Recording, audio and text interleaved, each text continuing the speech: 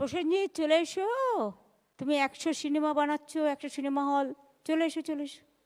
আমি সিরিয়ালও যারা করেন তাদের বলবো, লীনাদিকে আমি দেখতে পাচ্ছি বলে বলছি আরও, কারণ পড়বি তো পর মুখের মাঝে পড়েছে। এখন দেখি সিরিয়ালগুলোতে সারাক্ষণ শুধু এ ওকে বিষ দিচ্ছে, ওকে বিষ দিচ্ছে, আর একটা পরিবারে 3 জন ঝগড়া করছে, একটা রিয়েল ক্যারেক্টার তো দুটো ঝগড়ুটে ক্যারেক্টার, আর বাজে বাজে জিনিসগুলো শেখাচ্ছে। এতে কিন্তু সমাজে বাচ্চারা ভুল করছে, অনেকে আত্মহননের পথ বেছে নিচ্ছে।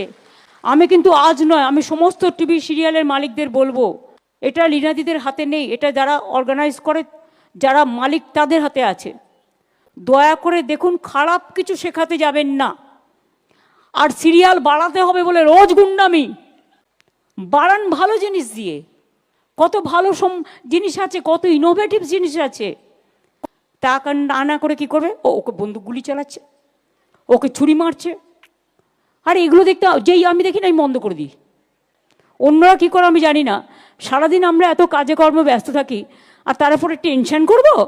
ওটা টেনশনের জন্য না, ওটা রিল্যাক্সেশনের জন্য। এসব তৈরি করতে হবে মাথায় রেখে। হাসি খুশি মজা সামাজিক গল্প, যে গল্প আমার সংস্কৃতিকে ভালোবাসে, যে গল্প মানুষের বিবেককে জাগ্রত করে, আবেগকে জাগ্রত করে। এবং বিশেষ করে সব সিরিয়ালে আমি দেখব বাংলা গান আর কোথায়। এরা ভাবে শুধু কিছু ঝিকঝাক ঝুমধাম দিয়ে দিলি হয়ে গেল। আরে বাজান না, কোনো অসুবিধে নেই, কিন্তু ওরা তো একটা জায়গায় বাজায়, প্ল্যাটফর্ম ওদের আছে আলাদা। বলিউড তো টোটালটাই তার জন্য। আরও আছে, সাউথ ইন্ডিয়ান ফিল্মও ভেরি পপুলার। কিন্তু টলিউডটাকে অ্যাটলিস্ট তো আপনারা বাংলা গানটাকে একটু বেশি করে দেবেন। লীনাদি দেয়, আমি মিথ্যে কথা বলবো না, কিন্তু এটা মনে রাখতে হবে, সবাইকে ভাবতে হবে এটা। এখানে তো সঙ্গীত তৈরি করার লোক কম নেই। যারা গান গাইছে তারা নিজেরাই এখন গান লেখে, সুর দেয়। এটা এখনকার নতুন একটা ক্রিয়েটিভিটি।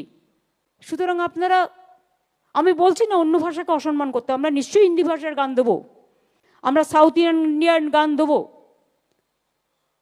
ডাবিং করতে গিয়ে অরিজিনালটাকে যেন আমরা হারিয়ে না ফেলি, এইটা মাথায় রাখতে হবে।